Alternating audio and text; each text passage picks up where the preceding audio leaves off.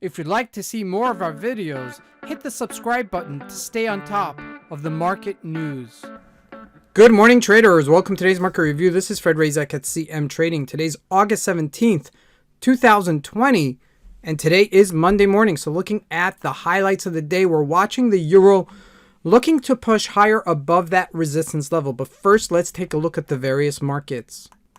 So there's no major economic events scheduled for today, and especially as we go into the latter part of August, there's going to be much less economic events scheduled. So just be aware of that. And I do expect also volume to be light. But first, looking at the various markets, starting out with the currencies, the euro looking to break on the upside as it's closing above that resistance-ish level. Now looking at the indices, the Dow Jones trades higher and pushing above that 28,000 or close to it.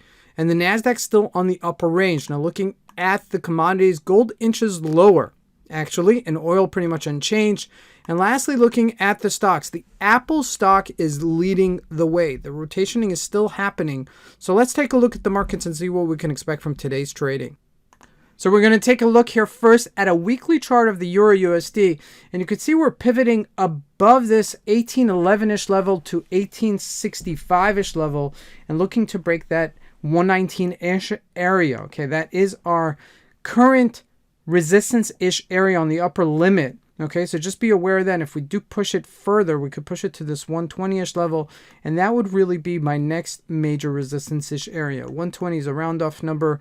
We haven't been there in quite some time. So I'm looking for the rotation to continue and to see it across the board. Now, when we look at the other majors, okay, when we're looking at the Aussie USD, you could see it's also flirting with that upper range. When you look at the GBP as well, it does look like it's flirting with that upper range, so just be aware of it. When we look at the USD ZAR though, it's getting a little bit stronger here, the dollar getting a little bit weaker, so that is actually a good sign. That's actually the inverse relationship between the Euro USD and the USD ZAR, so that is exactly what we want. Okay, it's retracing from this 1761. If it does break below the 14-day moving average, we could see it somewhere in between the 14 and 30-day moving average, this lower range of 17 flat. So something to consider going into this week. Now looking at gold.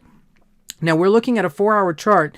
Remember, we had this colossal sell-over last week, okay, going into this week, and then we kind of tapered off. And we're trading at 1947 right now, okay, and just a bit below the 30-day and just at 14-day moving average. Now, I do expect this to trade at par right now at this 1953, 1946-ish area. Unless we break out of it, okay, which may be the case, maybe we'll be developing a new trading trend on the upside. So something to consider as we do that later today.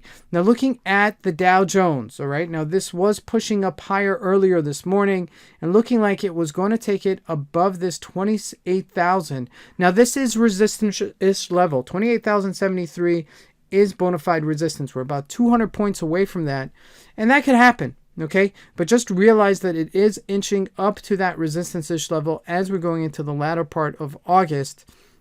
And something to consider. Now looking at the Nasdaq, it's still very strong, trading at that upper range, not really retracing much, and really because of a stock called Apple, right? Apple trading at 457, only about 4 points away from its all-time highs. This is a 30-day moving chart, and you can see that it's really, when we look at a 4-hour chart, it's at its all-time highs. 457 and 461 is really negligible. So with that said, okay, I'd really look to see if this does take this up on the upside, because we did have a rotation last week and a little bit of a sell-off, people booking their profits as some of the more classical stocks took place. Now looking at the other major high-tech stocks, they're really not in play. When we look at Facebook, unchanged, really flat. When we look at Microsoft, you can see that here also, really flat at 207 and trading right between that range of 216 and 200, and it's really flat in the middle. Okay, now looking at Alcoa, we took a little bit of a retracement last week, so this could be actually a decent place for it to bounce off after this retracement to almost $16 a share. Okay, that made a massive correction since March 18th. Look at that. Okay, it's triple in price since March 18th. That's a tremendous comeback for Alcoa.